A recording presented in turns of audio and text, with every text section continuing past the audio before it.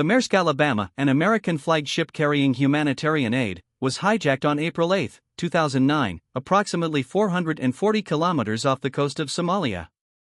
This incident, later immortalized in the 2013 film Captain Phillips, brought the issue of Somali piracy to global attention. While seen as villains by the world, for many Somalis, these pirates were a form of Robin Hood. Somalia's history provides critical context for the rise of piracy.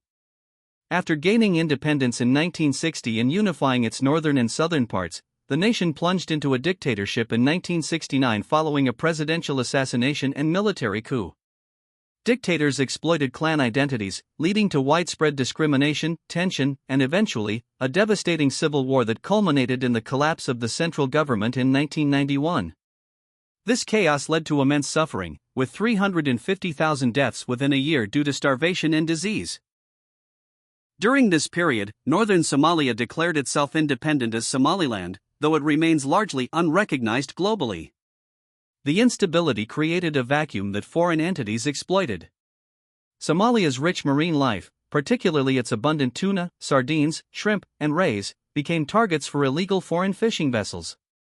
A 2006 UN report stated that around $300 million worth of seafood was illegally harvested from the Somali coastline annually after the Coast Guard ceased functioning. These foreign ships used destructive drag nets, damaging coral reefs and threatening the livelihoods of local fishermen. To add to the plight, European companies began dumping toxic industrial waste, including uranium, lead, cadmium, and mercury, into Somali waters. This guns for waste scheme saw foreign companies exchanging weapons with local warlords for permission to dump waste, a practice far cheaper than proper disposal in Europe, $2.50 per ton in Somalia versus $250 per ton in Europe.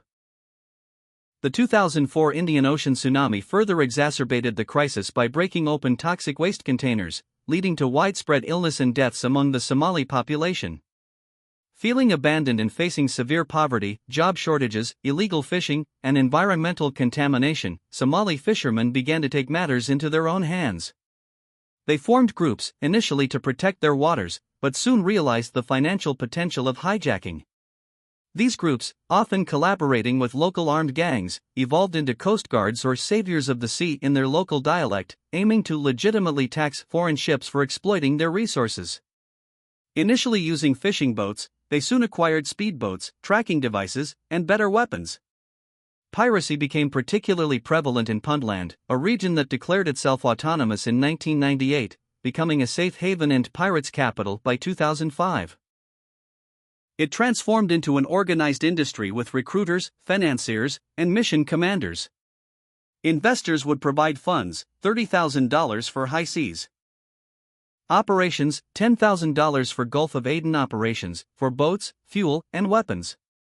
By 2008, piracy became Somalia's most productive industry, generating $15 million annually. Between 2005 and 2012, Somali pirates earned an estimated $339 million to $413 million in ransom. A single hijacking could net pirates $30,000 to $75,000, with an additional $10,000 bonus for the first pirate to board a ship. Ransom payments, often delivered by parachute, were typically made by private shipping and insurance companies, with a few instances of government payments.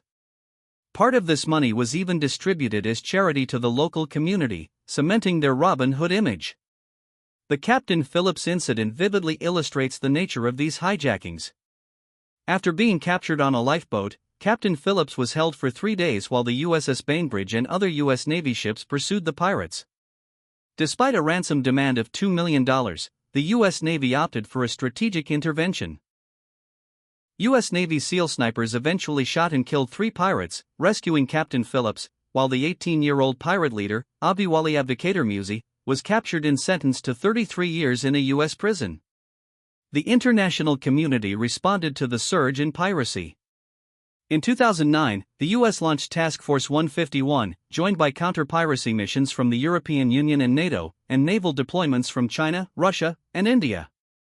While 237 incidents were recorded in 2011, this dropped to 75 in 2012 and 15 in 2013.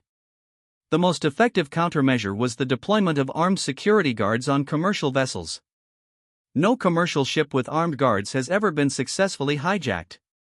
Other tactics included increasing ship speeds, installing barbed wires, creating safe rooms, and using water cannons and sonic devices.